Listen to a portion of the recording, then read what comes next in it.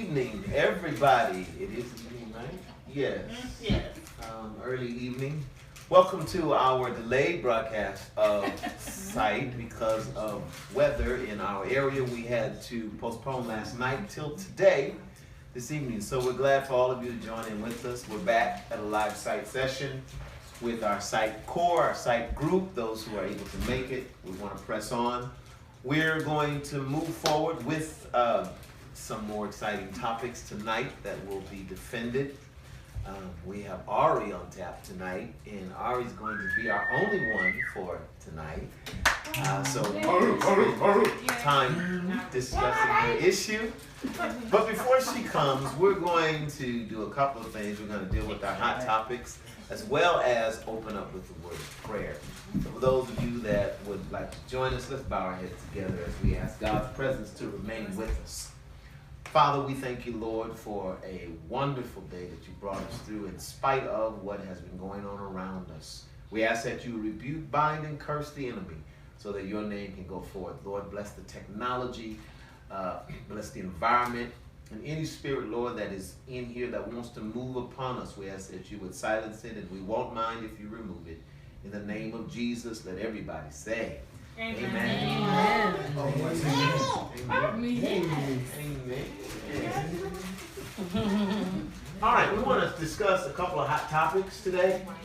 Number one, the Oscars protest, snub or not. I wanted to know. I've been having some few discussions with some people about this, and I wanted to know how you felt about it. I know Jada has sounded off. Will Smith has kicked in finally. And I don't know if you all are familiar with the young lady, the woman who was on his show years ago, Fresh Prince. I did. Yeah.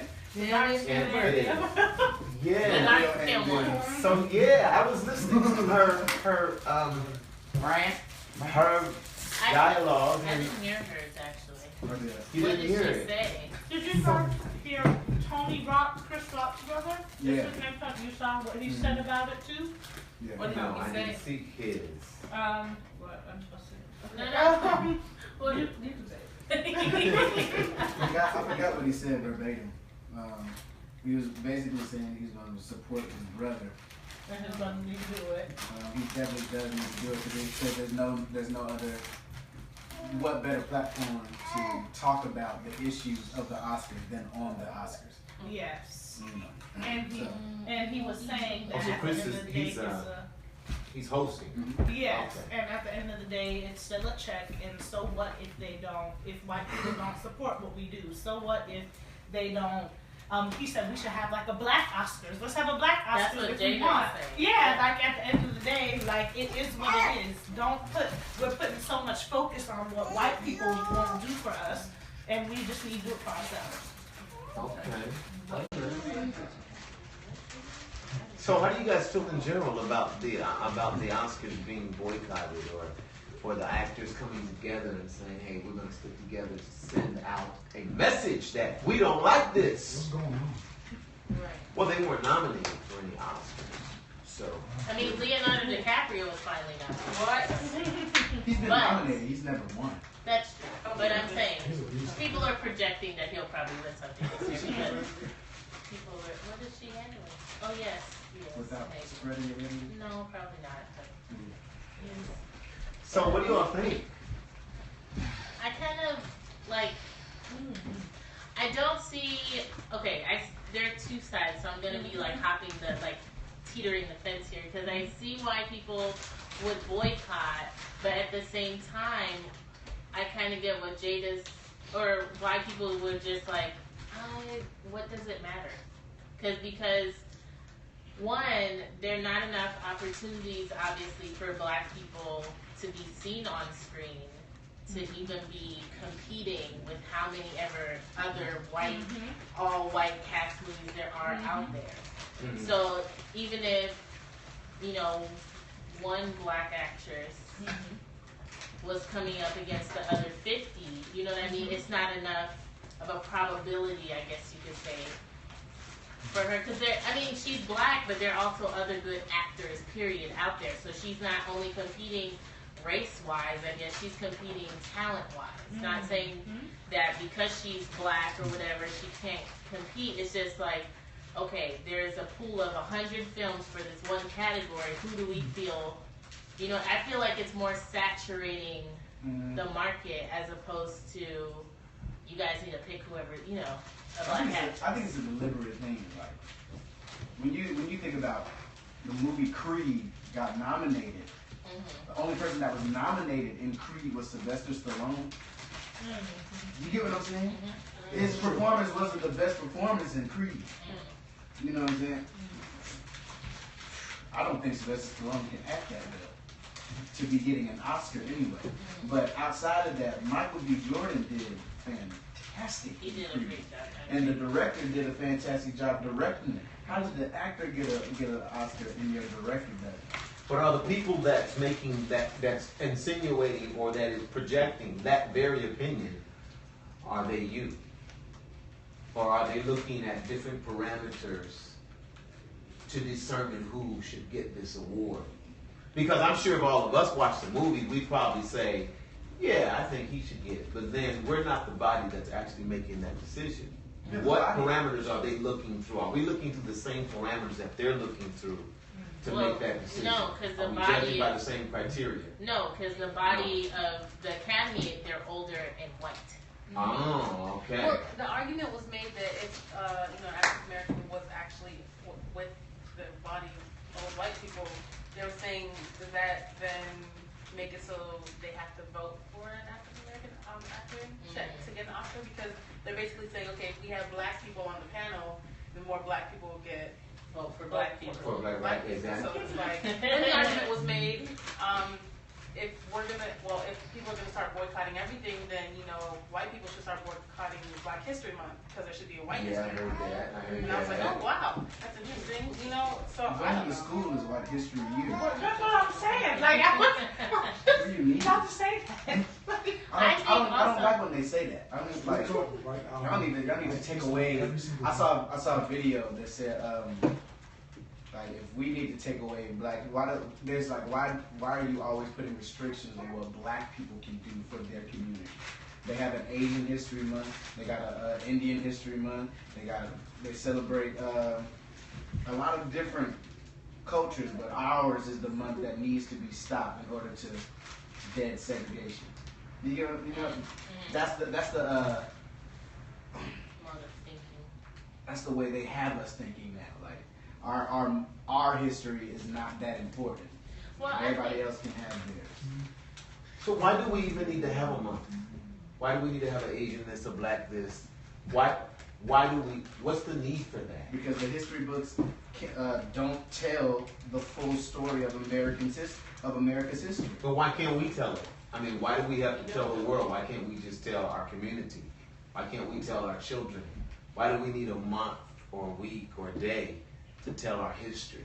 Because it's in our Why do schools. we have to prove? Why do we have to prove? Why do we have to continue to prove to our counterparts who we are and what we are? Because equality is very important in this country. So if you're not, No, it's not equality. yes, but even though, It's important. Period. yeah, it is important, and when one race group feels like they're not getting equal enough as the next, they want it out there, like, just like the gay rights agenda. You know what I mean? They came up really fast Yes. with their Yes. equality. But they have something that's supporting them. Money. Yeah. Money will kind of push your agendas faster to the Well, front. that's what Jada was saying, though. Why not pull all of our Why not? our Why stuff not? together? Because it's a mentality. The Oscars, when they first started, people didn't really.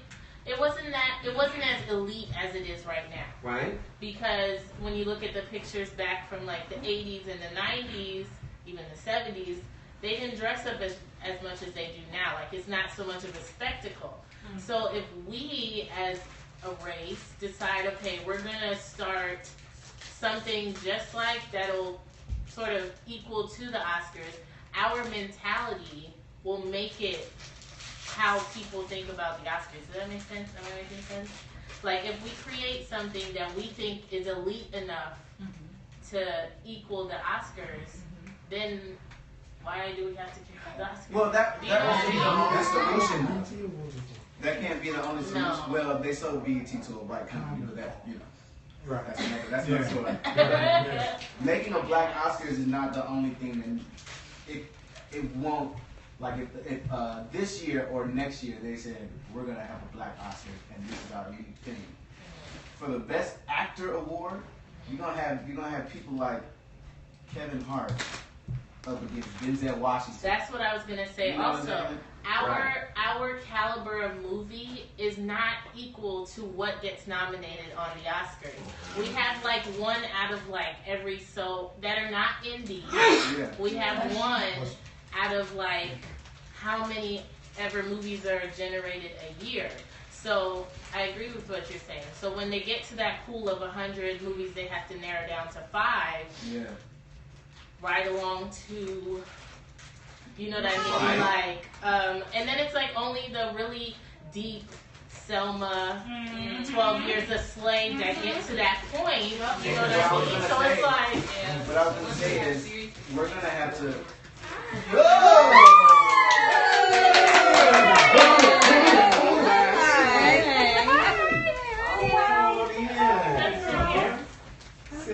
Sit.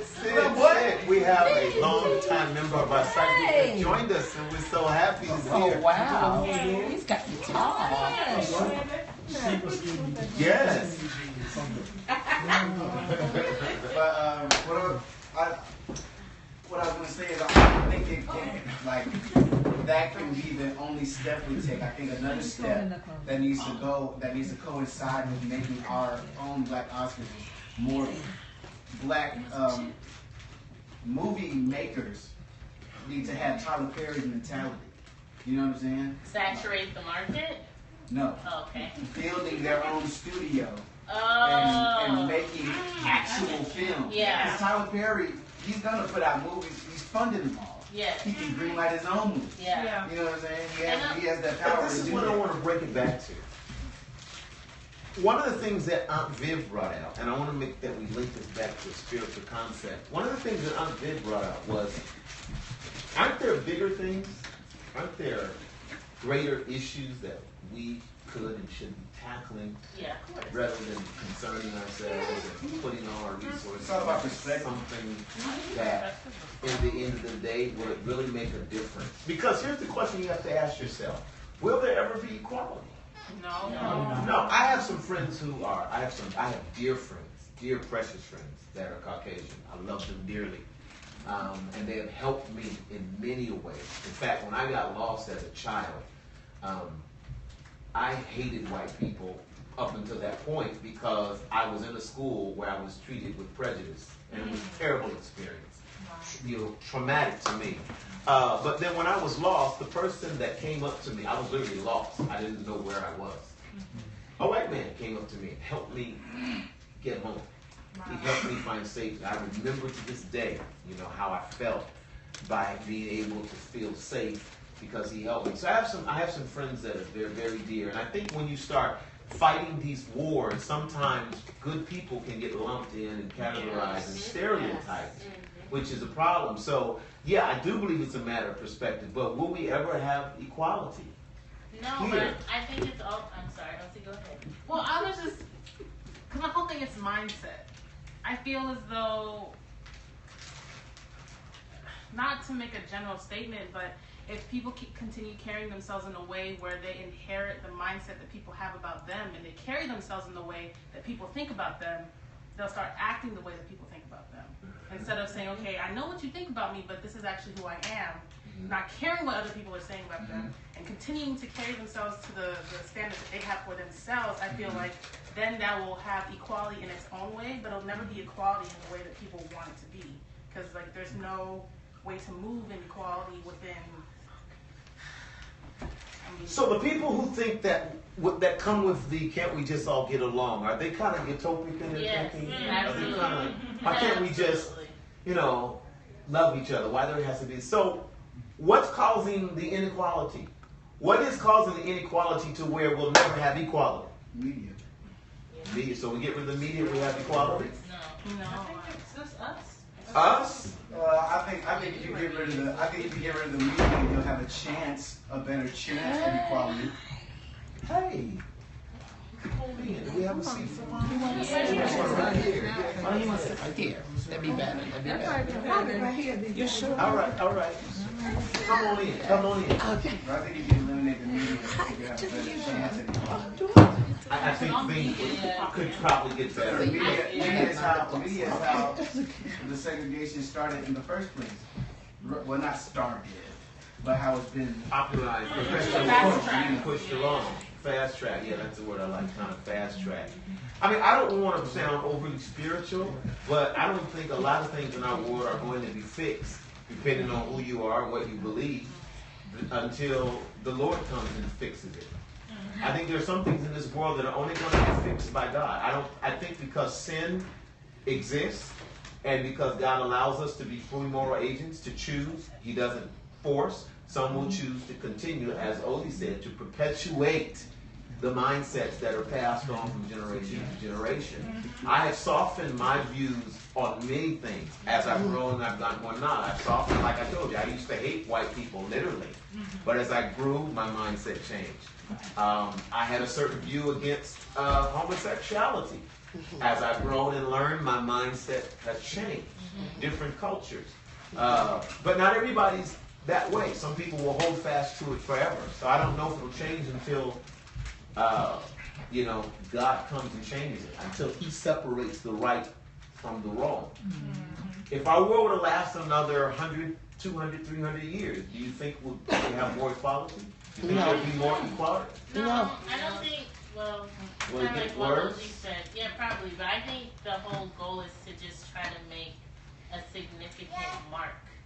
You know what I mean? Because pop culture and, social media, anything we see, media in general, affects, especially our generation and younger, a lot. And especially how we view ourselves.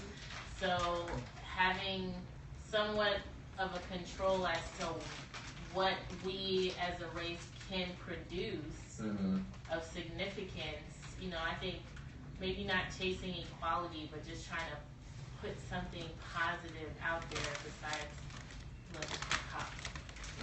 Miami.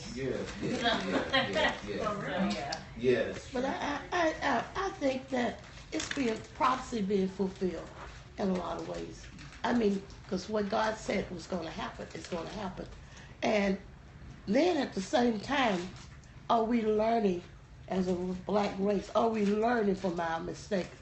We're repeating. And then I think generations later, they're going to say, oh, maybe another king will come up. They'll listen, things will change, and then it'll start over again. I think it's going to be that way. That's just my opinion. So Jesus come again. The other day, Martin Luther King was like black people's Moses. What he failed to do was train up a Joshua to take his place after he left. To take his or Malcolm X's place. Because after he was gone, what do we have? Jesse Jackson and Al Sharpton. That's who we count on? Right. You know what I'm saying? Well, what was it that, again, we've discussed this before, what was it that King and Malcolm were able to do that no one has ever been able to do at that level? They were able to motivate, gather people together, and unite them as one. And if they That's were where the power to comes. do that, we would be somewhere different. Yeah. But we're going to die with King. Yeah. See, their life got snuffed out at a young age. They were young. I think King was like 39. So he probably didn't even get a chance to really train somebody. He said near like the last few years of his life, I would like to see old age, but it don't look like I'm gonna make it. He said that. But then he knew he was about. He didn't know he was gonna die that day. Right. But he knew that he wasn't gonna make it. He wasn't gonna make it to the promised land. His life had been threatened already. Right. Oh, many times. Many times. So he knew it was a matter of Many times. time. But here's another thing that he faced. The way King became shifted to the forefront was because no one else would. Yeah. That's right. So he probably couldn't even find a mentor because they knew that if you're going through this, I'm going to go through it. Yes, I don't right. want what you want. I mean, they looked to him. They were like, I don't want people looking to me because I can't. I mean, a lot of his own followers would say, I can't do what you do. That's like he even admitted he was So a people friend. can't blow up my house and I still have this sentiment of peace. I'm ready to blow somebody's head away. That was one of the divides between him and Malcolm. So I think I feel, my personal feeling is that the equality that we're looking for ultimately, I don't think will come. Because the Bible uses the term, the lion will lay down with the lamb. And there's a reason for that. Because there won't be the racial divide. Because we divide by more than just race. I mean, we got racial equality out of the way. Now we got to deal with social equality, status, financial, educational. I mean, we, and this is one thing you guys are always hearing me say. What determines your value? Who determines your value? The world says you are valuable based on what? Money. Performance. That's right. Whatever area it is, what's the same thing? Money, job, status, that's performance. My performance says that I'm valuable. I mean, if you were rich, I want to throw this question out there. If you were rich and famous, would you ever be tempted to use the famous line, do you know who I am? Yeah, exactly. Think about it. If you were sitting there and everybody's in line and everybody's frustrated and there's only like a certain amount of water left for you and your family, and somebody says, well, you're going to have to wait right here. Wouldn't you be tempted to say, That's what's going to make it so hard for the rich man to get it to keep. But hell. I know, but we're not rich, and everybody here almost said that they would do it. So is it riches that causes this problem? No, it's the attitude. Isn't it? Is it riches? Is the issue because you're rich? No, it's the attitude in oneself. So does that mean, because some of you said yes, does that mean it's already in there? Huh? If you said yes, you would do it, does that mean it already exists without money? Definitely. It's one of the reasons why maybe we stay poor. Uh-huh. Wow. My. But good stuff to chew on. So, quickly, wrap it up. Do you think this is a good cause or a bad cause? Bad. Waste of time? Really? Oh, really? Is it waste? Yeah. And most of you do it, really? I don't think If it's. I don't think it's a waste of time. It's effective. So most of you agree with Aunt Viv. It's a waste of time. We got bigger issues to deal with. I believe Aunt Viv was, she's been bitter since Very well. She said that you were going to say that, though, Desi. She said you were going to say she I know, was bitter. but it is what it is. But have you listened to her rant? Yeah. I listened to it, and some of the stuff I had to say, you're right. There's some of the stuff you but at the same time, it's all about perspective. Her perspective is there. Right. Cool. Right. Not everybody is with that. That's your same perspective. Right. So for a lot of actors, the highest esteem is getting an Academy Award. You know what I'm saying? Yeah. She's not an actor anymore. Right. And then So her perspective has changed. You get what I'm saying? yeah, but then you also have to consider how many people feel that this is important for them. Right. You know what I mean? Right. How many? Desi and I know one girl from high school. She's an aspiring actress in New York. She talks about how inspired she is that so many black actresses in the last 2 years have done something significant, and how much that means to her. And even though you might not be an actor, just if you participate or keep up with pop culture, it could mean something to you. So I don't think it's insignificant at all. This is like an equivalent to getting an award at your job. Yeah.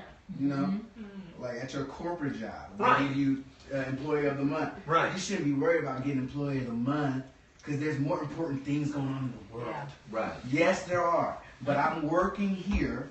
I would like to be recognized for my work here. See, I wondered if her story would change if she was actually being considered. Exactly. Right. She's not even She wouldn't be considered saying an that. actor anymore. So what's the big principle here?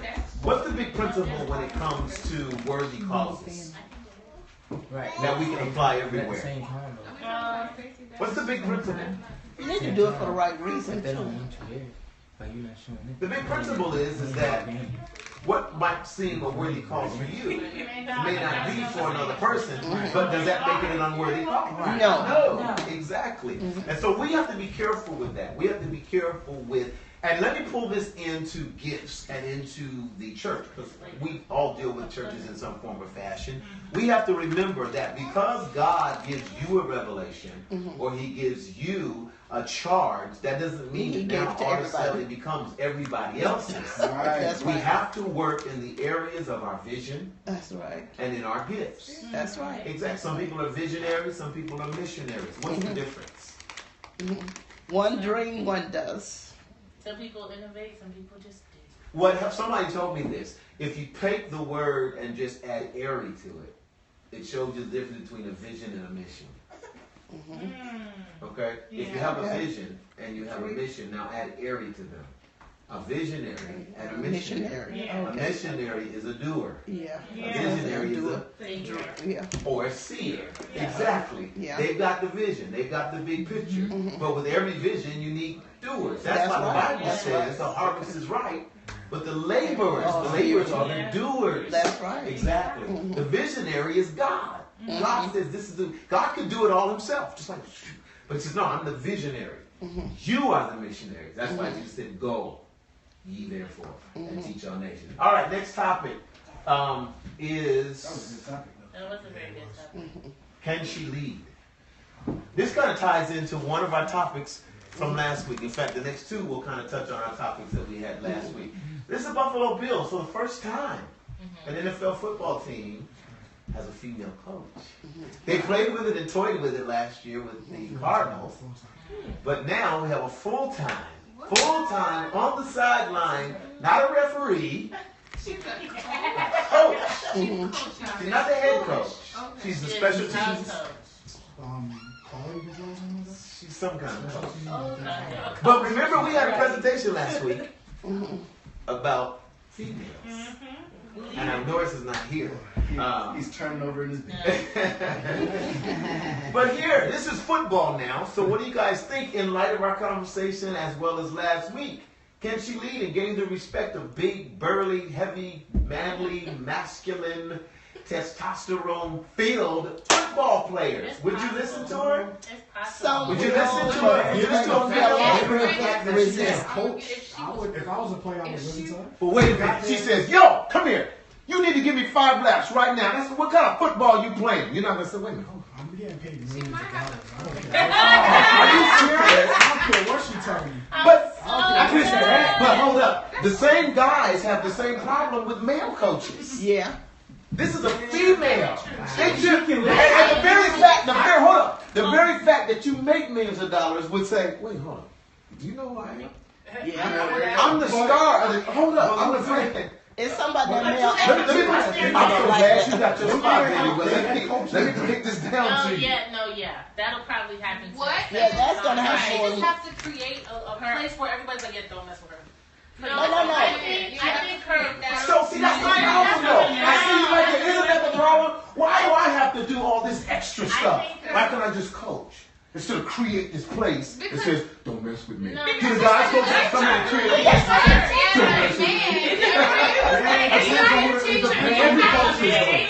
easy, then women would have been in Exactly. Men just have to think that they're good, best at sports. They're best at no matter what. They're just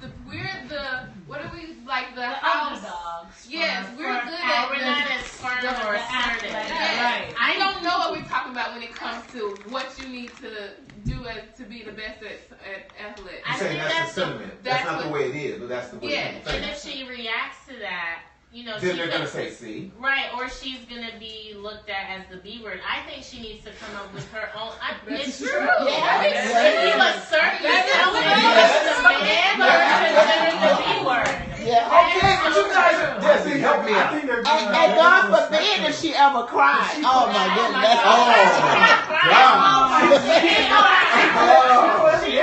And she probably will.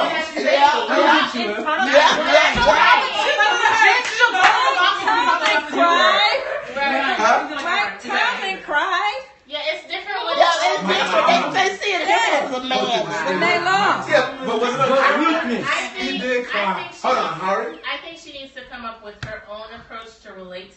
because if she takes a regular coach's approach, it's not It's going to gonna- work it's not gonna because work, man yeah. to man is different than Well, woman to man. That's right. It's So gonna I be- think Is her she approach needs to like be a different. feminine woman, or is she like? That's what I a was sub? It doesn't matter. She like, It doesn't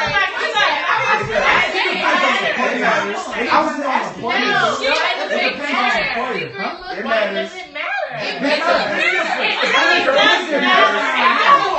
It doesn't matter. They still gonna. They gonna challenge it. But oh my gosh, I gotta get my nails done versus yo. Let's go. No, that if she did yo, let's go. They gonna say you can't Versus beat her me. biting her nails. This is a sport Okay. So where it is founded on, Mhm. predicated I upon. have to Hold on. not be Testosterone. a woman to make. Yeah. Toughness. I understand. You will get punked very quickly if you show any sign That's as a right. man that you're not tough. But That's she's right. a Now, I know, and if she comes in, she better show That's some right. woman toughness. She better be Right. That Yeah. doesn't mean that she can't get her nails done or her hair. But that's or what her they- hair. I'm not talking about. She's still gonna have No, problems. if she was tomboy. It's what I'm saying. If she was Victoria's She got on Secret the model looking, I rings. really You know, don't she got think. tattoos. They would No, definitely. She ran the rubber band. She got on the man's watch. She might be butch. I We mean, live in a world I'm saying she Probably is. Hold on. We don't get talk. Hold on, right here. Yes, ma'am. If she's not, but she got to come across like she gonna have to. Yeah. But she gonna it's have to. still not gonna work. They gonna tell you, but that you try to be, you still not me. They still. Hold on, y'all. I have to tell y'all this. Feminine She woman was- is gonna make her become somebody. She has to be strong. She's gonna become big. Okay. When I came in the She first was- month, I was, I did this. Go to her. Her picture of this. Go to her picture of this. Yeah, like every coach does. Okay, she was actually working as an assistant to the coach. She was his administrative assistant Okay. for many years. She actually was interning with the Jets for 10 years, I think it says. And then, she followed Rex Ryan to Buffalo after he left the Jets. So she's actually been with them. Well, Not everybody's as everybody's on the office. She worked in the office. They Everybody know knows that she, as long her. as she's Right, following. right. I mean, Can she lead them? now, Jesse, what a beautiful segue, because Yes. I'm feeling some hypocritical feelings right here from last week. Yeah, because most of you said that a woman should not be in a leadership position. She's a coach. If she turn above the rest of the men on the team. I'm thinking as a football player. I'm not thinking as a normal civilian. I'm thinking about somebody that's playing football. If you see her walk into your locker room, this is your special teams coach. What you gonna say to her? What is it that you gonna say to her? You see that she's in a authority figure. But you said that she shouldn't be. But y'all said last week she shouldn't be. You said she shouldn't be. I'm not saying now that somebody's in a biblically, position. I don't agree. I don't agree. Right. Based off his argument. No. Based off the Bible. Based off She can't do nothing. Which y'all agree to. I don't agree with her being a coach, but as far as her being a coach, you're gonna have to listen to her. Right, What but else you're you gonna saying do? this as a football player who doesn't earn millions and millions of dollars, That's who true. doesn't have pull like they do. True. So even though, coach is leader, I'm sure they have mouth. You know what I mean? So Yeah. if a woman walks in, they're probably gonna be like, okay, who? It's you? Yeah. Oh, like you know what I mean? I feel you, but Immediately diminishing her role. The respect Yeah. level. I understand, but I don't think that is gonna go What down they like that. coach. Because as soon as they get on the field, start this drill, they can't stand there and look at how they going to do what she says. They they gonna, could. yeah, They they're going could. to be like, Because going off. like you said, you're saying that these are football players that make millions. How are you so sure that a football player on that team who makes millions can't pay somebody to get rid of her? Because she's a female. Like, okay, you know what, y'all pay me too much to play on this team if y'all want to keep I me. doubt that they would do. It really Yeah. is. It You know what I really mean? It has to Yeah, you happen. can. Anything can happen. Yeah, absolutely. I'm saying- go against their contract. Yeah. Really, it's really gonna I get think down. that it would go. They would have to go through too much in order to have her not be a coach or whatever the case is. They would just do their job.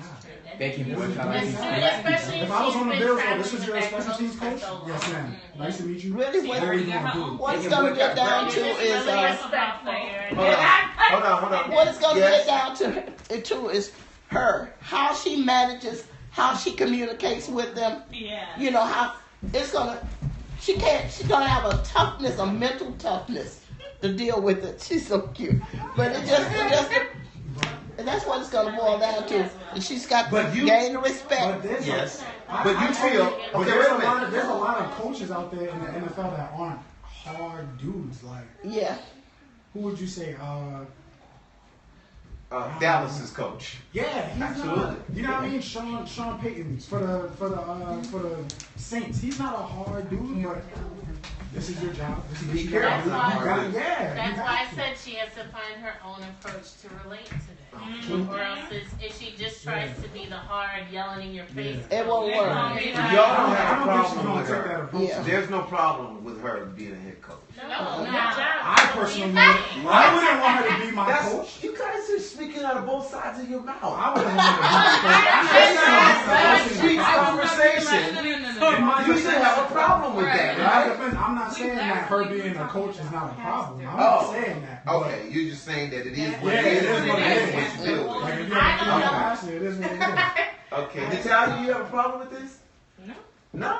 Everybody in there. I think, okay. She's somebody's boss. She's a men's How you boss. feel, Sanjay? You have bosses The only one No, we knew that last week, though. You have Yeah. bosses that own major corporations that are. We knew that last week. Yeah. Change your But I mind mean, today. I didn't know. You remember last week I was still teeter tottering. She I was like, was. don't really see I'll say in my defense, Yeah. I'm gonna move into the gray.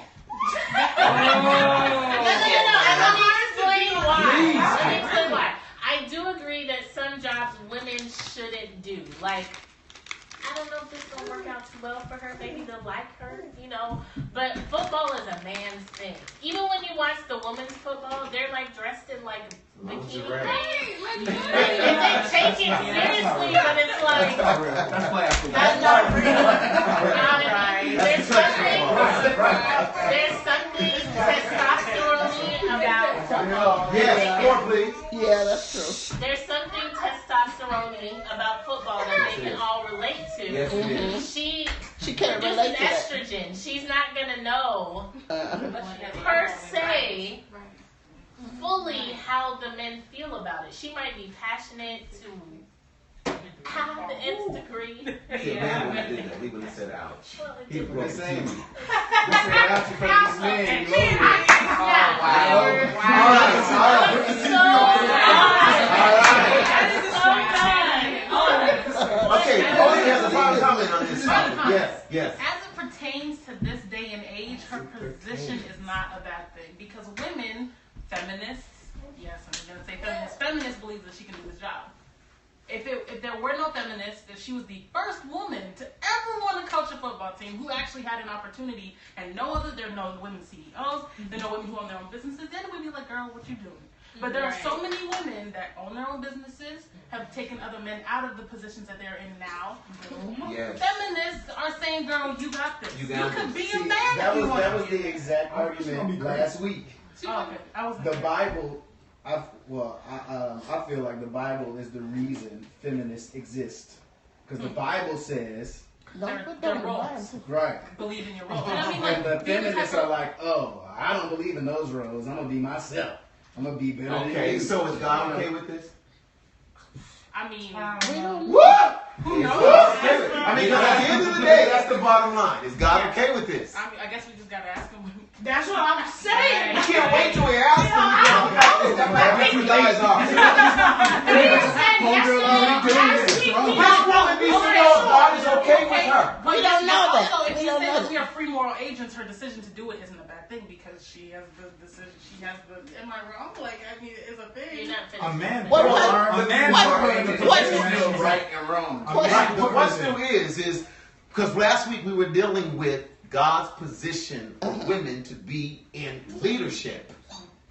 And what was presented to us is that no. So therefore, God should not be okay with it. But I mean, it goes I back to what we think, talked about I think it last was when week it comes to about Bible, home and the Yes. church. No, but this, I would rather. It goes back to I what think we it's talked okay about last myself. week I don't about think- God-given gifts. Who's to say What that rule? leadership is a gift always given to a male? that's right. Well, see again. But what was said is that if a woman has leadership, she should then find. she gives the vision to a man. That's what was said. The man lead. Oh, no. According to the That's what was said. No, it first, so she decided to take her own, I guess, intuition of wanting to lead and just take that. That don't make sense. So it's all right for a woman to have the vision and follow a man for 20 years, and then maybe she can be the leader. I look at it as being empowered. Personally. Really? I feel like for someone to have that much intuition to want to even start that way, and then all of a sudden now she's coaching or leading a Well, it's football not team. all of a sudden. She interned for like 10 years, so That's a she lot.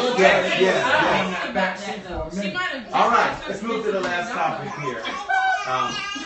The last. Yeah, I see. Well, we skip over the other. No, we only have three. The What would you contaminated water. Extra outcome. Flint water crisis. Flint water crisis. Yeah. That's awesome. This kind of ties into our vegetarianism one last week, where we start dealing with principles beyond just the flesh meat. Mm-hmm. So, do you all drink the water here? The tap water? No, I don't. No? And if I do, I boil it first, but I don't know if that would help with the lead in it. But I have a filter. Filtered? I have a filter. yeah, I do, by the way. so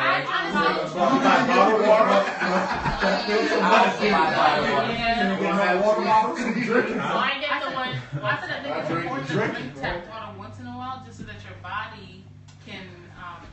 Okay, so like you know if you're Adjust to the germs. You know what I'm saying? So like, even though I drink filtered water once in a while, like maybe like You should drink. you should drink tap What do water. you guys think about that? The mechanism, What? just in What case. she said. I've heard that. I heard that. Doesn't- An argument What do you think about that? about drinking regular water so you can get the fluoride. That's what you're We'll just saying. get what's in the. No, so that you're. Well, let me tell you why I think that's a great point. Well, It's a great point. because when you go to other countries, Oh, yeah. they don't get sick from drinking their water. Because they've been drinking But it you would. forever. Exactly, but let's just say you go to a restaurant or you go somewhere, you're not sure what water they're giving you. They're giving you tap water. And a lot of times you might think you got food poison, but you actually got poison from the water. Because your body is nowhere conditioned to deal with whatever's in the local water. So drinking it maybe every now and then keeps your body immune to what could possibly be in the water. So we talking like So a that's- glass every 6 months. But like for instance, like, Now, I next went question. to South America and we were required to get a filter, like a filtration system that we bought at REI. Yes. I was the only person that didn't use it and I never got sick. Everybody else got sick and they used their filter. So I'm just saying what you expose your body to over time helps you. I don't think. Right. Right. Well, I mean, to me it makes sense. I mean, that makes sense because your body has an autoimmune system in it to build up. In fact, when they give you vaccinations, they're actually giving you the disease in many cases. You know. But in this case, I'm gonna have to move. You have to move. In this case, Yeah. they said the water tasted funny a few days after. Me, myself, if the water tasted funny, I'm not going to drink it no more. If the water looks like that, I'm Right. Right. I wanted to It go takes to the washing change machine. for the color. What? Yeah. But then again, you have to think about the demographic of people that live in that area. You have to think about their tax bracket. And can they afford That was my water? next question. Yeah, What would you all do if that happened here? Oh, For the next year, you cannot use the tap water. for the next year, you will not see. For the next year. That includes Wait a minute, shower. This costs money now. That includes. This costs money. Hey, that includes showering. They told people do not shower with the water, don't drink it, don't cook with it. Nothing. So they've been heating water from bottles. They've been heating that up to take baths with. You know, I think for real. Sometimes I'm guilty of being a conspiracy theorist, but I think this is population control. No, it is. Listen, I feel like it's population control. I think that was Y'all the really believe that? To do what? To kill off people? Listen, Are you kidding? Yes. I'm so happy that you just said To kill off I'm so happy. 'Cause I was saying But why just Flint? the world. It starts They're in one starting. place. They're starting. It starts in one place. Why Flint though? Because they all poor. They're not People gonna have to move. be test subjects. You have to try out. But see what happened. I know, but why Flint? Because they have a high population of black people. You need to know about it. Okay, let me hold on. Of course, it's a little more They did it. They switched it to the Flint River in 2014 because they're trying to save money. That area up there, Detroit and Flint, you know, Detroit filed bankruptcy, so they got money issues, money trouble. So that's why they switched it. With the lead, they switched it to the Flint River, but they didn't treat the water properly, so that's how the lead leaked into the water. But what the lead does, it says here, it just causes learning disabilities, lowers your IQ, and gives you behavior problems. So it's not to kill anyone off or control population. But technically, what's happening. Eventually. Just hear me out. Technically, it is killing off people because in order to survive in this world, you have to have an education and you have to have certain capabilities in order to survive. What it's done is it's dumbing down people so that they are not able. Wow. Keep the body, take the mind. Right. Exactly what they're doing. Taking the mind. Wow. It's still population control. Yeah, that's why all this stuff is happening in this world. It's too much. Chrissy. You control the water. You control the water, you control the people. Really, blacks have been guinea pigs for a lot of testing. Yep. Was it Or not volunteer? They didn't volunteer for this, but they going through it. But wait a minute. I think they know what's happening, so they say, "Rather, better you than me, better you than us." But wait a minute. In this case, is this community just blacks? Mostly, Is predominantly this a social predominantly black I and bet poor. you that governor ain't drank that water. Thank you. And all his He friends they ain't know about showering it. with it either. And I He know ain't a lot doing none of that. of them. Look, a lot of them they know about it not drinking. Exactly. All them folks So, know they ain't drinking that water. How do you know what you're drinking and eating? You're right. Pray over. Come on, how do y'all know You don't what know. you're eating and what you're drinking? Because they didn't know You until don't this know. was Guess what? discovered. Guess what? You don't We know. don't. We don't. No. Guess You what? try bottled water. How do you know what you're getting? You What don't. drink that you're drinking? You don't. How do you know? That y'all gave us. Boycott renewed hearts. Boycott renewed hearts. Wait a minute. Once I was curious because where I was living, the water tasted funny. So I said, well, I did some research, and I found they had a water purification system that had reverse osmosis, Yes. which was the only one that really cleaned all the chemicals out. Yes. So I set the water off and tested. Yes. It came back contaminated. Found out that the one family had moved from that community because they had got sick. Family members had died from contaminated water. They thought the water was coming from one area and it was coming from a well. It was a lot of different situations. And sometimes, if you listen in the morning on the news, sometimes they say, oh, because of the rain, a little sewer got in the water, so boil this and boil that. But they don't make it big enough for you to pay attention to it. But it happens every day here, all the time. When that rained a few weeks ago, they were saying the water's contaminated, but nobody's listening. So it's happening now. It's just when it happened in a big. And one time they said New York faucets when they turn on their faucet, you could actually see worms in the water. So there's coming a time Yeah. when there'll be very little food to eat, Yeah. very little water to drink, Mm-hmm. and we will truly find out when some of these times come if we believe in miracles. Yeah. I don't know how we would survive, and truly, this is one of the reasons why I don't put a dab of anything in my mouth before I pray over it. Yeah. I truly ask the Lord help it to help me and not harm me, and not hurt me, because out of all the things, now people don't eat the pork and they get off the red meat and the chicken. There's so many. But you know where the most food poisoning comes from? Vegetables meat lately. product? Say it again. I heard it. Vegetables lately. What's in the water? Fish. Fish. Oh, yeah. Absolutely. Because what are they doing to the water? Put air on everything. Garbage. In the water. So we gotta pray. You just gotta eat the salmon. Even on the That's what I'm saying. But here's my thing, bro. You gotta take that salmon and you gotta pray on it. That's right. I pray before I eat anything. Absolutely. Even if if I start eating fries before I pray, like please bless the food that I just ate. Yes. Because there is a reason why you do these things. Because when you begin to prayer, the devil attacks you in so many ways. Mm-hmm. And if he can't get you one way, he'll get you another. Mm-hmm. Yeah, thank you. So, I just want to take a few minutes because we're going to start a series. We're going to start intertwining a series on prayer. That's what you want to talk about, and prayer. Yes. And so each week we're going to keep building on prayer because I believe that prayer is vital to our existence, and it's going to be vital to our salvation. And it's how we communicate with God. But one of the questions that we ask, that we need to ask, and have to ask, is 4 reasons why it may be hard to pray. And it's typically 4 reasons, and we're going to break these down. We're going to keep breaking this down more and more and more about reasons why it's hard to pray. One of the reasons is some Christians don't pray because they have a lukewarm love for the Lord. Yeah. When you have a lukewarm love for the Lord, it's going to be very difficult for you to pray.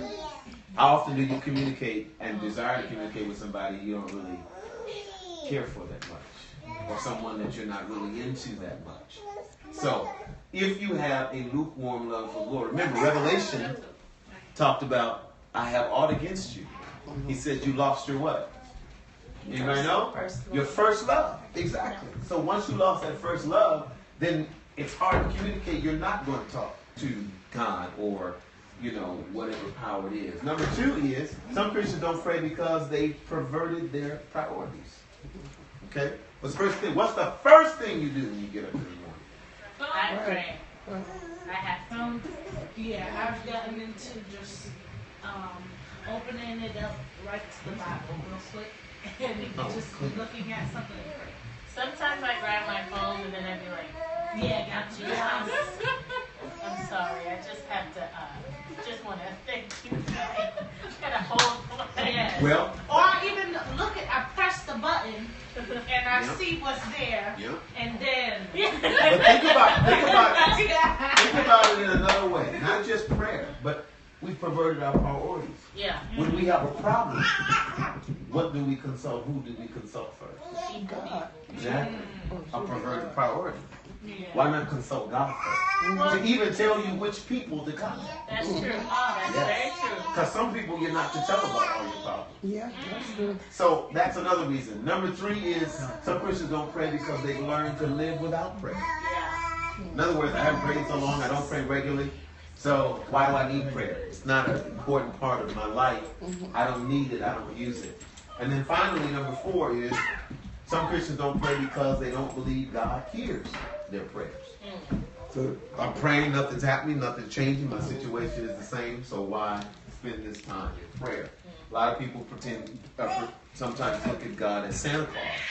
So, I come, I put my wish list out there, nothing happened.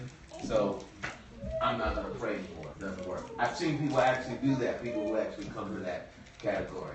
All right, so we're going to start working and intertwining some things of that nature. So now we have Miss Ari that is going to come. And I don't have my timer set up, but you have 7 minutes. Okay. I'll set my timer on my phone. And we're going to bring up her computer here. How did you do that? You're going to have to start it.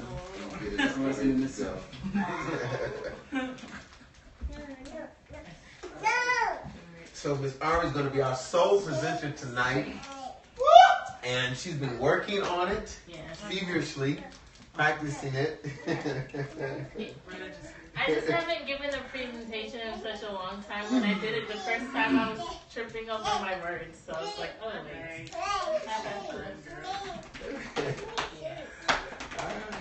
All right, let me set my time.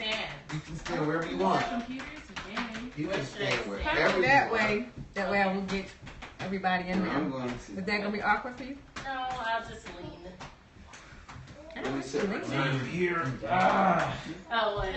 Oh, For okay. 7 minutes. And Hey, wait, okay. Here you go, see daddy. Are you ready? Yeah. All right, ladies and gentlemen, let's welcome tonight as our third presenter. As you can see on the wall, we have covered vegetarianism, we have covered women clergy. But now tonight, we're going to move into a whole new era. We hope and pray that you're blessed. I present to some and introduce to others, Ari Alexander.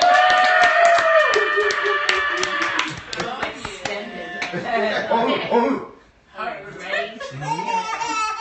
So I'm going to talk about shacking up, otherwise known as cohabitation.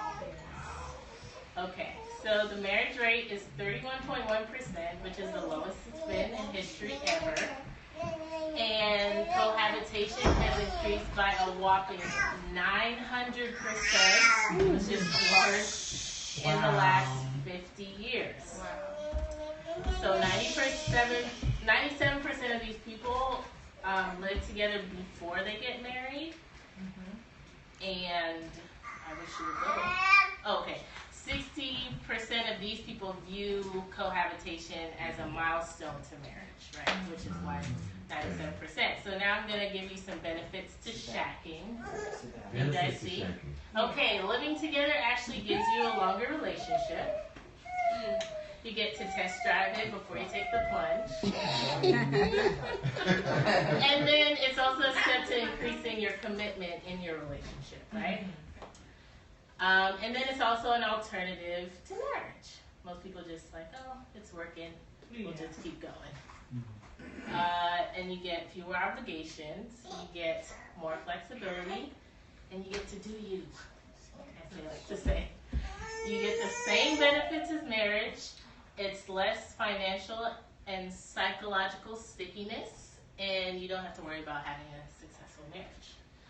So now, I'm going to debunk these for you guys. Wow. Living together actually leads to longer lasting relationship, which isn't actually true. Because most people, why the relationship lasts longer is because they're younger. It's more financially convenient for them. And instead of breaking up and having that inconvenience, they just stay together. So that's why it's longer. For this list of benefits, it's all due to pop culture because they see all these things and all these reality shows that show you can have a family without marriage being a precursor. And you can live together, without being married first. Yeah. And then this list of benefits, actually those don't actually transfer to cohabitation because science proves that your lifestyle is different in marriage and you live longer. So you're healthier too with marriage as opposed to cohabitation. So don't transfer. And so what are the benefits of marriage? You get tax deductions, right? You get Social Security. Yes. You get next of kin just in case he's dying. And then you live longer and you live a healthier lifestyle. So ultimately, cohabitation garners enough intimacy but not enough commitment, and that's even recognized by law. What's next? So one scientist said, after his whole thing he did a research on, he said the benefits of marriage don't seem to translate to cohabitation. Then he asked, what is it about the marital union that brings these benefits? The answer is unclear. So now, why would it be unclear?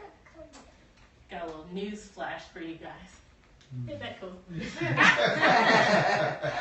We didn't create marriage. It's not a man-made institution. So we place law on it, but we didn't actually make it. So we have to go back to find who actually did. And in the beginning, God took the rib from Adam, made Eve. It's like, okay, flesh of flesh, bone of bone, and this is why they will be one flesh. So it's the ultimate union, commitment, fusion, I guess you could say, of two people. So, because people don't understand the origin, you have this effect right here, which is called sliding versus deciding. And when you slide into marriage, you date, you sleep over more, and then you just slide into living together. And then marriage just seems to be like the next option, right? That makes sense. We might as well. Right. So when you decide, you don't bypass the conversation on what's coming next. You're intentional about transitioning your relationship. And then you take time, once you realize and understand how important and significant it is, you take time to establish yourself as a person. What's next? Okay, so what's the original intention for marriage? 2 minutes. Oh God, marriage is intended to be transcendent, intimate, and exclusive. It's a free self-giving of one human being to another in one union, or a union. And then marriage is far more than a human, oh, why did you do that? Far more than than a human social contract. It's divinely instituted covenant. Oh, please. Okay, so bottom line. Waiting to cohabitate leads to a healthier, longer-standing union. And the cohabitation effect leaves people dissatisfied with their relationships and ultimately their marriages in the long run. So if you want a healthy relationship and you want that closeness to someone, it would sort of behoove you to wait, because it's proven scientifically and spiritually as well.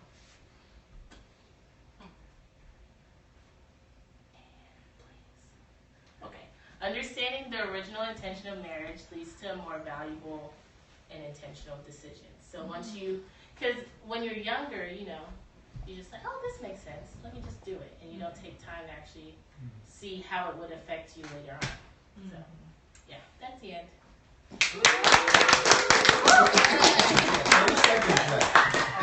I don't know. When you said 2 minutes, you made me panic, even though I only knew I had one more slide left. I was like, why did you panic? Okay. Yes. Very good. Oh, I like that. Very, very good. Any questions for this young lady about her presentation on shacking or cohabitation? No, really? Hit all the points. What would you say to the couple that is struggling financially and this is their only solution? Well, you would have to ask them then, besides it being the only solution, why couldn't you just get married first? If this is, you know what I mean? Like, if you're taking such a big step to live together, which is what people call a milestone in life, why not consider marriage? Because some people want the big wedding.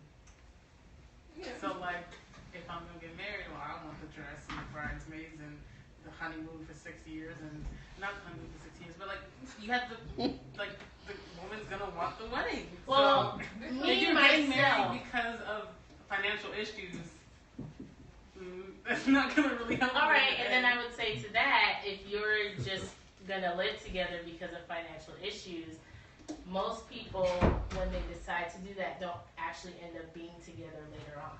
Right. And it's proven scientifically.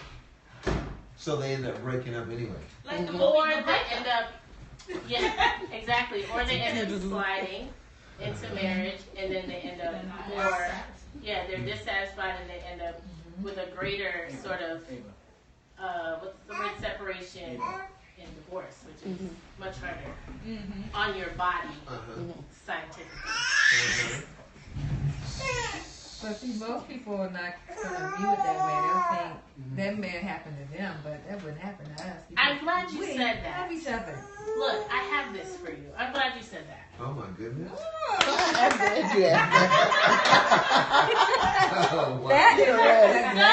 the question. Okay, you remember when I said this? Yes, I do. I said it's garners enough intimacy, but not enough commitment. Your brain actually knows the difference. So it might happen to to them might not happen to you, but your brain gets better. So there's this study that this guy did, Jim Cohen, where he tested the hypothalamic, I can't say the word, sorry, Ozzy. Okay. He tested its reaction to stress or a threat. So what they did is they put people in the fMRI. I always gotta talk when I'm talking. They put them in the fMRI, and it monitors their brainwaves. So what they did was they placed something on the ankle that would give them like a slight shock, and then they would warn them whether or not they were going to be shocked. So it showed significant, like the hypothalamic, what's the word I'm looking for?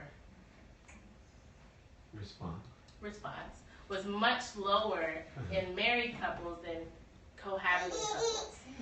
So, and they matched up everything. So age, how long they've been together, how long they've been living together, all of that. So in the married couples, the statistics were the same for the cohabiting couples.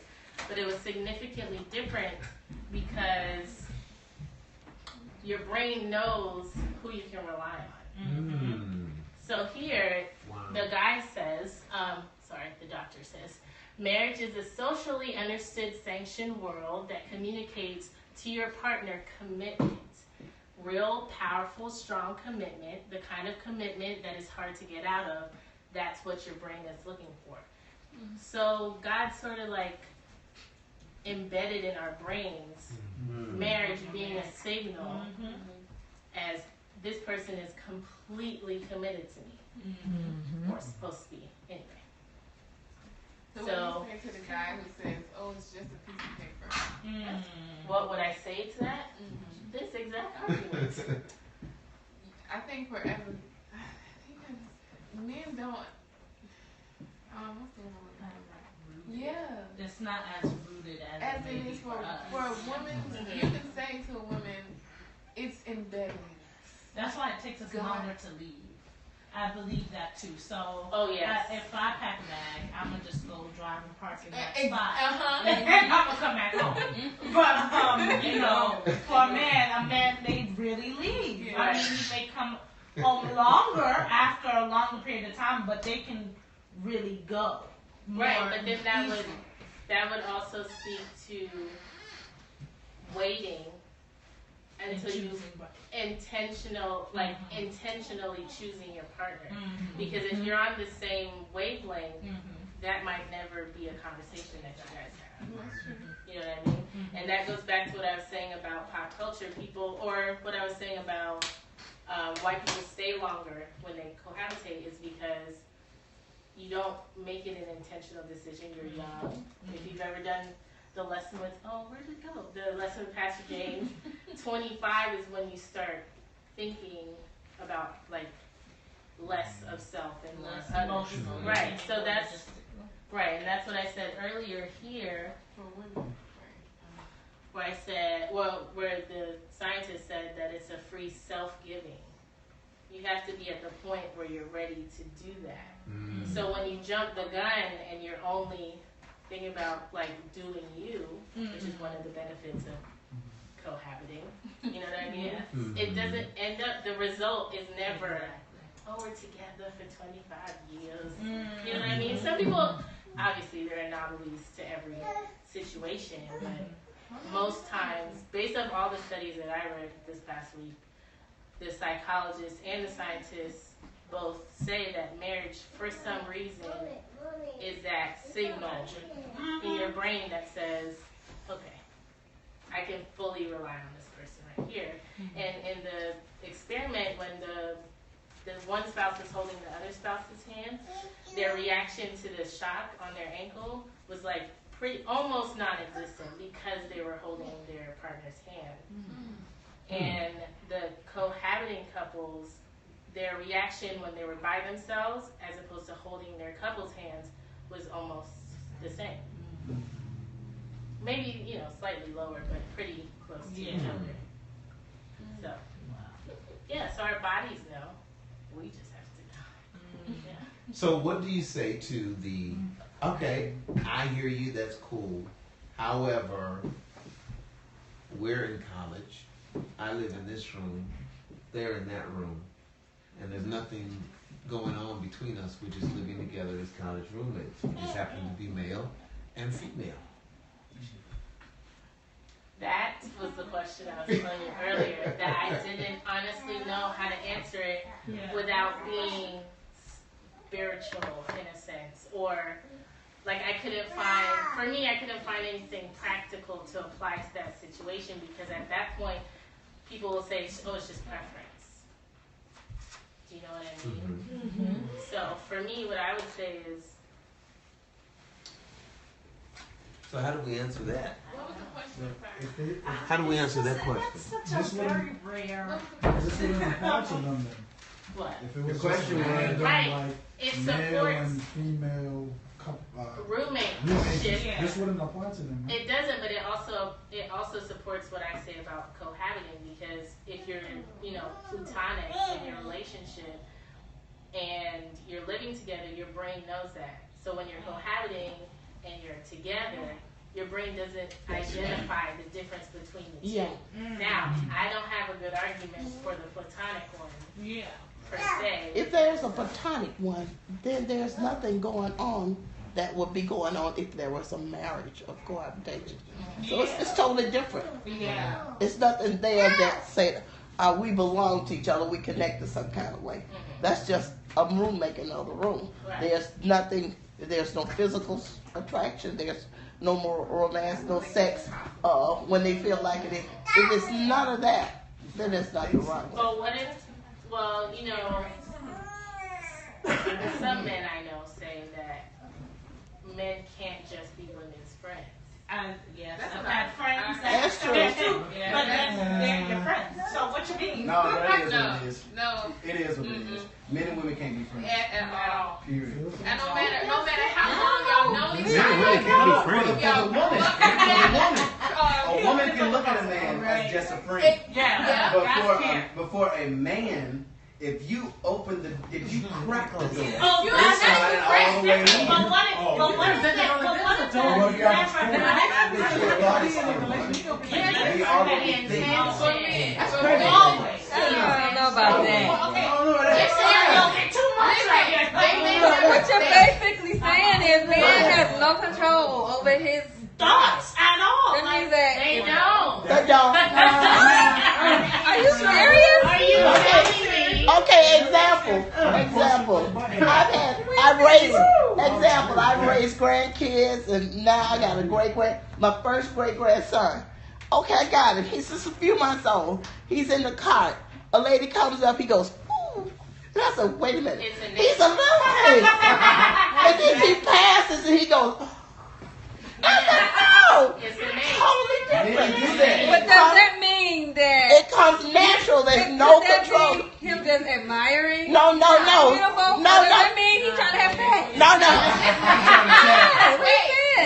He may not even know what he's doing, but then he said, then another lady comes. But He goes like this. He goes, No. ooh. what I'm saying is they may not want to have sex with you, but It comes natural. It's a natural. There is, yes. It's built there's a in. door, and one day, y'all. Oh, so you saying that sisters, when they look at a brother, he, y'all ain't thinking. No. So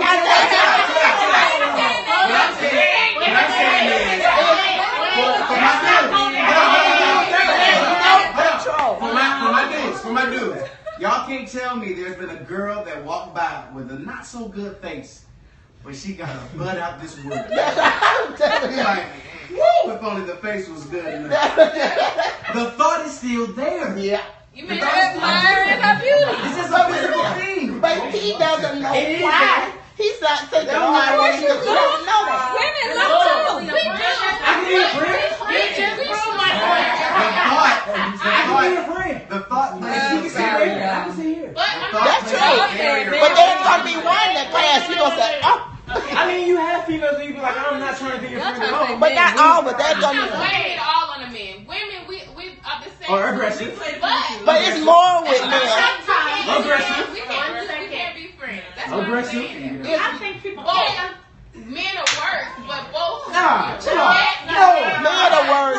Men are worse. Men are worse. Men are worse. So you can't. The ratio of women that are shocked and Oh men my that God. Yeah, I don't disagree. Hold on now. Y'all, we can't all speak at once. We can't all speak at once. Okay. It's turning into chaos and nobody's hearing I'll just anything. mediate. How about that? Yes. Okay. I forgot what I was gonna say.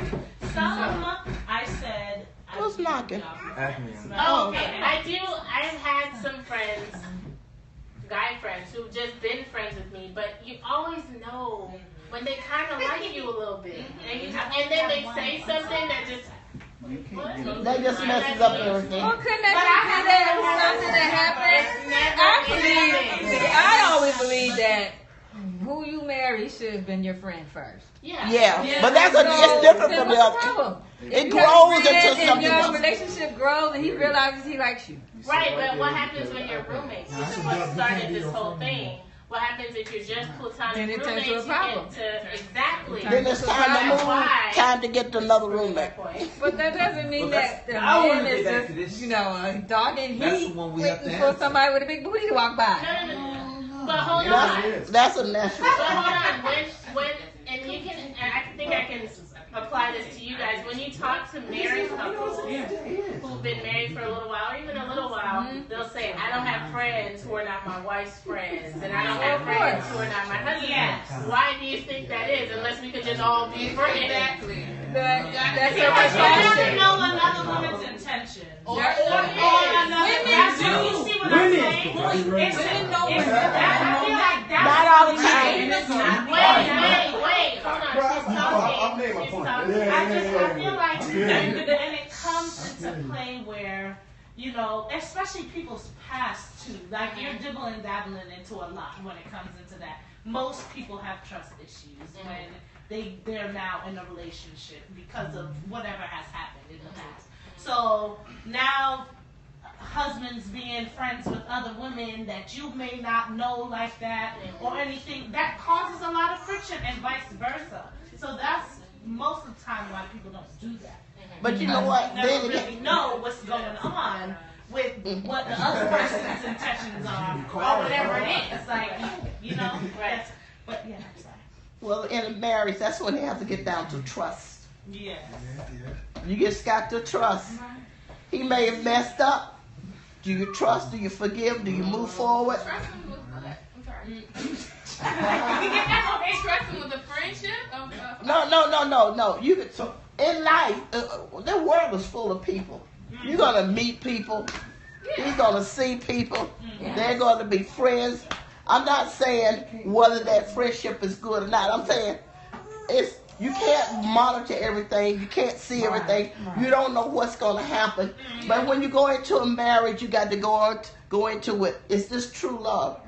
This person truly loves me. There are going to be mistakes. Can I forgive? Can we move forward? Can we repent? And the only mediator you're going to have in all this is God between you two. Because there are going to be mistakes. There's going to be mistakes. Can we forgive? Can we move forward? And if you can't handle it, don't get into a marriage. That's like I'm not in a marriage anymore. We should be together, friends. Our Like, friends. that's Our friends. I'm not saying that. I agree with that, but I'm saying there's still mistakes are going to happen. Yes. I've been around a long time. What's the subject matter? We're talking about how we shouldn't have friends outside of us together. Our friends should be. We started. You should. Men and women be friends. But sometimes they They're have to basically be when they're saying not no. friends. It happens. Because if a man has an inkling of a chance, So we started.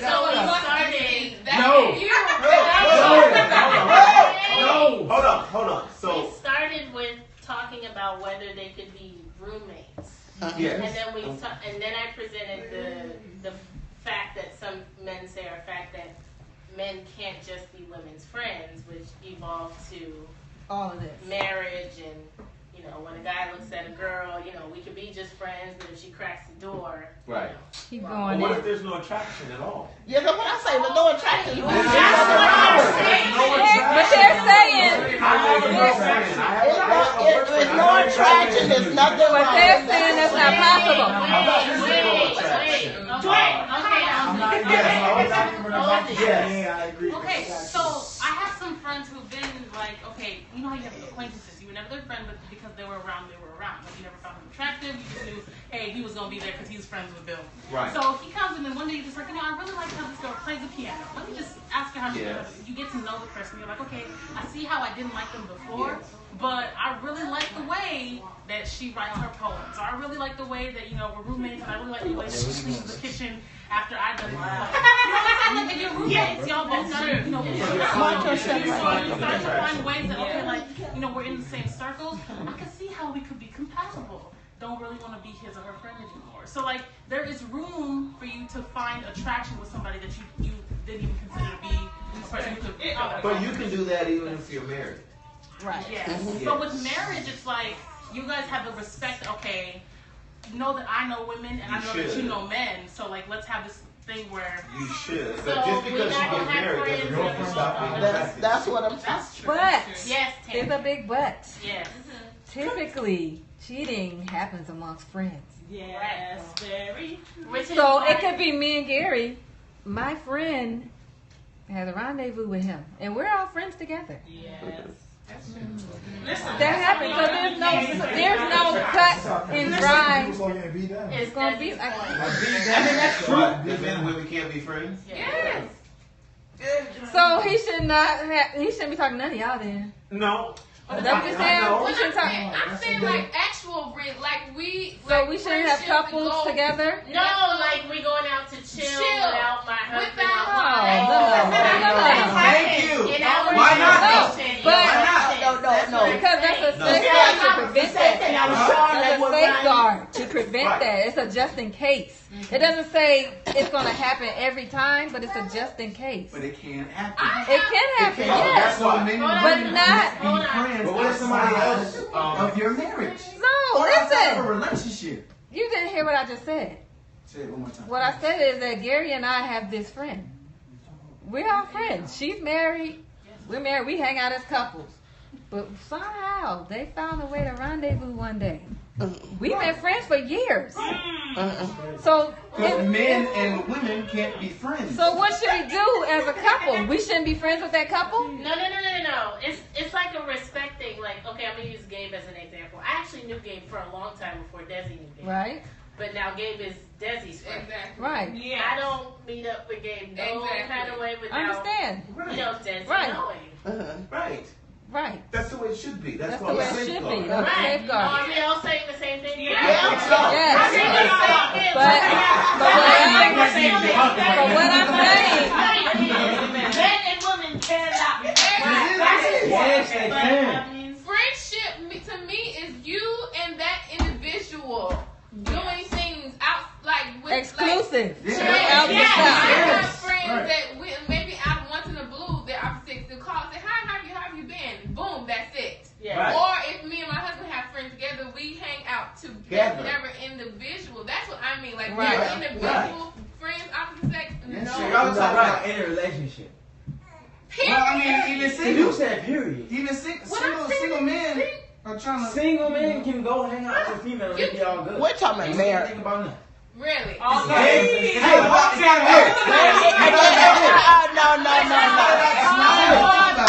No, that's not true.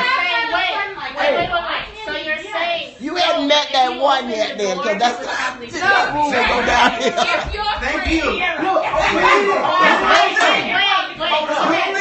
Wait, go ahead. Please though. I have never approached a female. Cause you said nigga once. no, what I'm saying is your friend. Y'all think about it before we think about it. No. Y'all throw signs and play on our emotions. Maybe in 2015. Maybe in 2015. You might need to re-examine the type of people you hang out with. Come on. Y'all something else heated the conversation. I was saying I had a daughter, and then I've had a granddaughter, and then finally I had a great grandson. Yes. With him being, was he a year old yet? Yeah, he was here. Put him in the cot in the grocery store, and after a while I see him go, whoo, and there was a lady coming. And then he started smiling. When she passed, he checked somebody out. Wow. And then I said, no, I didn't see that. I said, Ryan. Ryan. I said, I couldn't be. He's only one. So here we go again. Then another one come. He goes, whoo. And then he smiled. And he checked somebody out. I said, that's two. That's when I know there is a difference, and it's a natural difference. There's nothing he can do about it. It's just that's him. Okay. The way women are brought up now, yes, you can go get what you want. You can go and boom. That's what. Believe me, y'all know, because they walk to you and be like, yo. I know, because the rule has changed a lot. Yeah. We talking about a natural thing. They bold. That's how you know. But Did we answer the question? Excuse me. Did we answer the cohabitation question? Well, it's kind of. Guys and girls living Yes. together for time. Tangent talked about it, and Ozzy too, about, you know, growing in friendship. Because she was saying sometimes, you know, she recommends, or I don't remember verbatim what she said, but most times when you're friends, it's best to be friends first before you get married. So it's like, okay, so if you're cohabiting in the same apartment with a friend and you grow in friendship, and then you guys decide, hey, we kind of like each other, we want to take this a step farther, then it presents a problem when you're cohabiting. So is everybody in here under the belief and embraces the belief that shacking and cohabitating is not good prior to marriage? Yes. Yeah. But you haven't been able to really nail down because didn't Dietrich Haddon struggle with this on the show? He did. And he went to the preachers and they weren't able to convince him.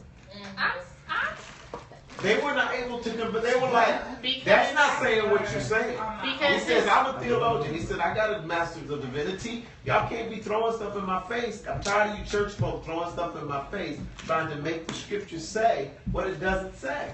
He says, none of you have yet convinced me what's wrong with me living with my boo. I still think it's okay. I don't think it's okay. But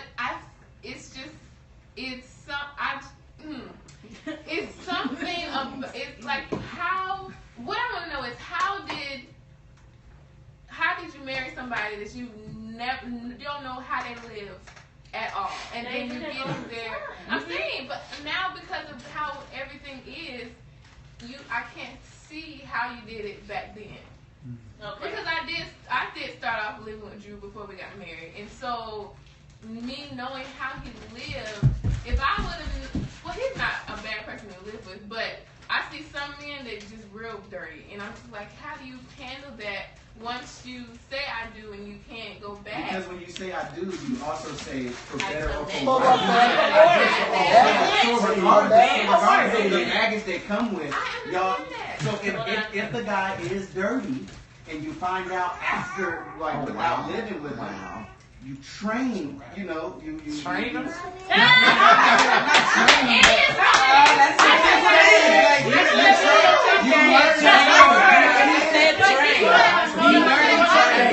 don't agree with that. So he has to change too. She's one right. Okay, hold on. Natalia, what you have to say?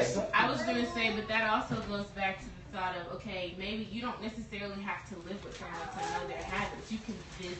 Yes. There's nothing wrong with you. Look at that car. We spending the night or nothing like that. We just see each other, and I see you was down for man's dirty. But that dream because you come Truth be told, if you love someone and you care about someone for who they are, they're not gonna, I gotta get my house sparkly clean for her to come. You know, I see her issue. Hold on. Talking about true love. Because true love doesn't have those. I need to get my, if you really love someone, the true love, I don't believe because nobody knows. You don't know who the person is by themselves. No. No matter how many times you go to see him, no matter how many times you know some gonna get off. You're not gonna when get when y'all are away from each other, they do things differently than when you're with. Even something as simple as keeping the toothpaste top off of the like you wouldn't if that's something that really irks you, you wouldn't know that until you. And I'm not saying it's okay. I know like to be devil's advocate. I'm not saying it's okay. I'm just saying it's reality in this generation. So if we're trying to change it and go back to not living with each other before you get married, that's a hard concept to grasp. So I have a question. Yeah, you want to know as much as you can before you write that ticket, sign it. Yeah. I was just saying, it's so easy to cohabit. When you think about going to college, I'm just from my personal experience. I feel like I've cohabitated since I was 18.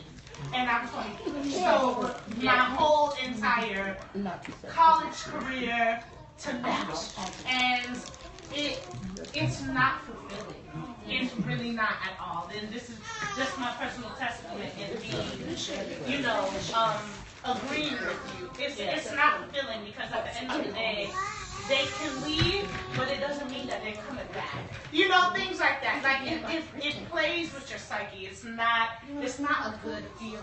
But when you're married, it's totally different. Like you're coming in exactly. Yes, so it's like I 100% agree. It's like what I want people to understand is that feeling of when you get married and you haven't lived with the person, and so when you, because honestly, when me and Drew got married, people were saying, "Oh, so how does it feel?" It felt the same. You know what I'm saying? Yeah. It wasn't really different because we've already knew what it it was. was. Yeah. Absolutely. So at that point, then it is just a piece of paper. Yeah, But you practiced it. Yes. yeah. Beforehand. You've been playing So marriage. why is it okay to practice marriage if you're not married? It's not okay.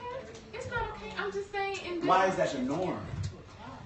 I today? think Because I'm gonna tell you why. I'm gonna tell you why it's the norm. I'm gonna tell you why it's the norm. It's the norm because people have come to a point where they're okay with non-commitment. yes. I don't care how long and how much you've invested. Until you marry someone, there has been no commitment. And at any point in time, if you're shacking and the other person decides to come home with another person, another guy or another girl, what are you going to say? He's going to look at you and say, I have no commitment to you. You don't like her, you can get the blankety blank out. Because I had somebody here before you came. There's no commitment. And so you have no rights or grounds to demand anything. So therefore, never put yourself in that position. So no guy gets the privileges of not marriage, but the privileges of commitment before marriage. You see the difference? Because not everybody who's committed is married. Not everybody who's married is committed. That's what I meant to say.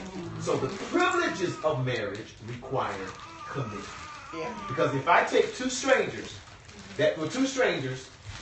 come together, they meet each other, on the next day they get married, and then on the next day they get divorced, they got to split everything.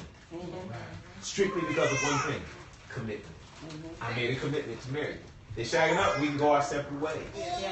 So commitment is the thing that makes the difference. You're talking about, I don't know how you live. Okay, I'm going to find out how you live. I'm going to find out you're not as clean as I thought you were. But guess what now? I'm committed. Exactly. Therefore, I accept it, figure out a way to deal with it. Because I'm committed. If you're not committed, guess what you can easily do? Walk out. I can't deal with it. I don't like this. I ain't signing up for that. Plus, I think that in the example you used about the toothpaste too, I guarantee you, if y'all were dating, and you went in his bathroom, you see the toothpaste tube undone. If that's something that he does on a regular basis. So it's things that can be seen before you actually marry somebody. If you go visit his place, you'll see a whole bunch of things. But a lot of times we don't pay attention to that to be so big-eyed and so in love and so this and that. That once you get married, all these things now become magnified. But some people get into relationships saying, I can change that person. Yes. What you need to do is accept Yes. that person. Yes. That's what they are. You can't change Nobody. nobody. Well, maybe I'm trying to say it this way. Maybe they don't understand what actually commitment means now. That's what I said. Maybe that's my issue of how to go back to not living with, not living because before marriage. And for people to understand that just living together is not, because I think people think that living together, that's it. I got him. But that's just the point. That's what I said. And then people use it as a precursor to marriage. It increases their commitment when it actually doesn't. Right. Friendship. That's where you learn commitment. Mm-hmm. If somebody's not committed to you as a friend, how in the world did they commit to you as a spouse? Right. This is where you learn it. And this is where you spend the majority of your time learning. Oh, that was my next slide. Yeah. Absolutely. This is where you practice marriage. Because now you're in courtship for the purpose of marriage. So your mindset changes. You begin to think as a married man. So your other relationships begin to change. So these are the testing grounds that prepare you for each step that's to come afterwards. So you say you don't understand commitment? Okay, well, that's because you probably didn't spend enough time in the friendship stage. Because you think back, my friends don't lie to me. I don't embrace friends that lie to me. I don't embrace friends that don't keep their word. I don't embrace friends that don't protect me. Okay, so why would I move to the next step? But yet you have so many people that do that. And they become blind to the things that are obvious. Because now they have another set of glasses. So friendship, that's why I always recommend friendship. Are you under 25? Friends. Friends. Because you don't have the maturity that it takes now to go to the next level. And that's not your fault. That's just a time issue. I'm not getting mad at a 15-year-old because you're 15, how come you're not driving? You're not old enough. I'm not getting mad at a 15-year-old guy. I'm sorry, I'm not old enough. Okay, but if he's like 27, 30, I'm like, dude, why don't you have your license yet? Now I have a legitimate reason to perhaps, inquire. So friendship is where you learn that thing. Now let's deal with the question about cohabitation. This is the one text they failed to show you should have. The one text, they use every text but this one. Notice the word all and appearance. All and appearance. Abstain means to do what? Stay away from it. Now, perfect example of that. I may have given it to you before. I've given it to you before, I know that. I'm thirsty. I'm riding down the highway. Okay? I stop between two stores. The store on the right is a liquor store. The store on the left is a Circle K. I want some water. Which one should I go in and get some water? Circle K. Why? Why? I'm going to the liquor store and I promise you, as God is my witness, I'm going to get water. What is the problem with me going in there? That's a spirit store. First of all, you're going to come out with a brown bag, so I'm going to think it's liquor in it. No, but it's water. But it really is water. But it's the appearance. Your appearance. The appearance. It appears. It appears. This is not an option. The Bible says I need a scripture for people who have legitimate reasons for doing certain things. Therefore, I need to put a clause in there. Abstain from how much? All. Now, what is an appearance? Is it actuality? No. What it looks like, or what it could look like, or what it could turn into. This says stay away from even that.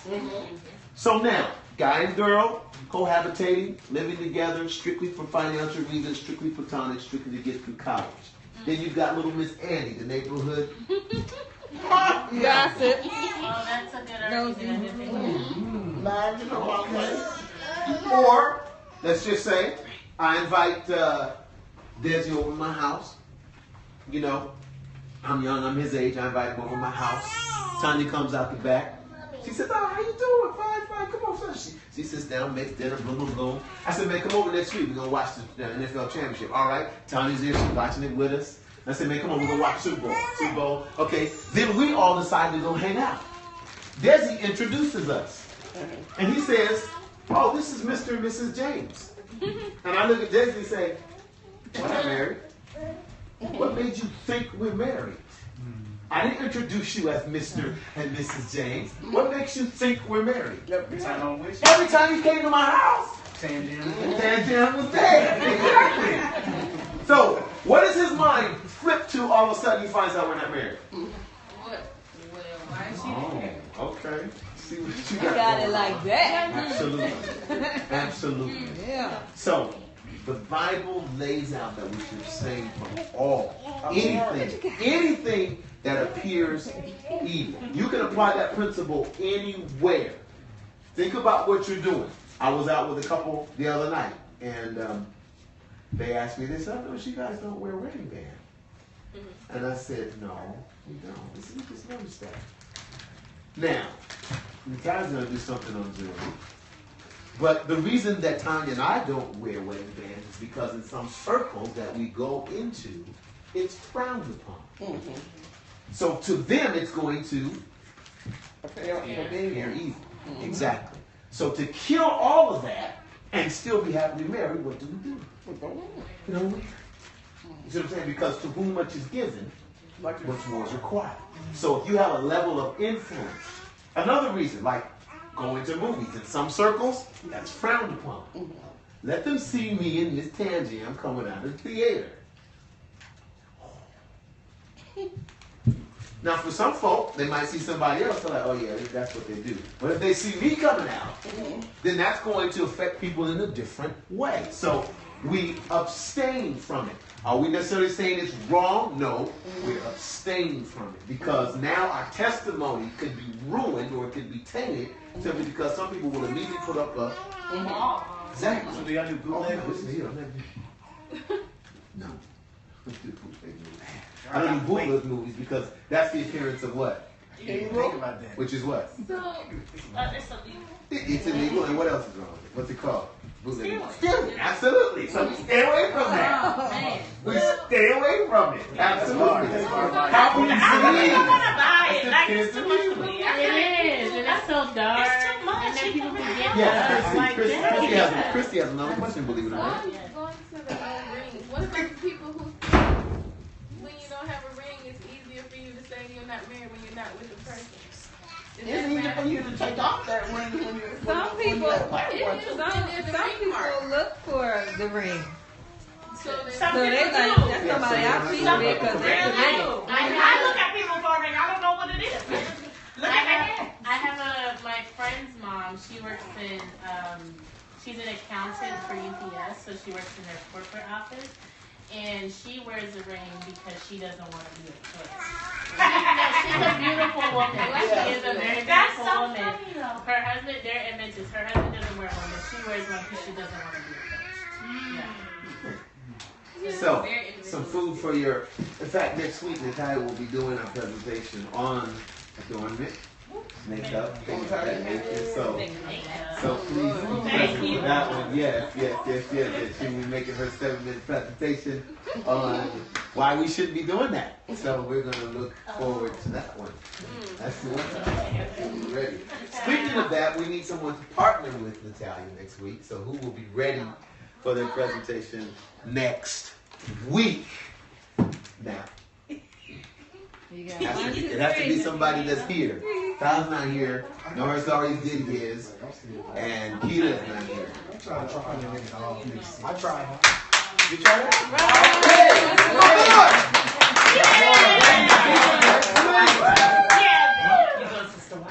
Yeah. Oh, that's He's doing LMG. That's You have a lot of information, y'all. It's okay. I am a nerdy. You come however you come. You come Ain't however no you come. way. yeah. You come no way. His notebook. That's all he You does. come however you come. Hey. Yeah. Yes. So this concludes our site for this week. Thank you, ladies and gentlemen, for joining us. We hope that you gleaned something from this. We are on the final countdown. Continue to stay with us as we continue to grow.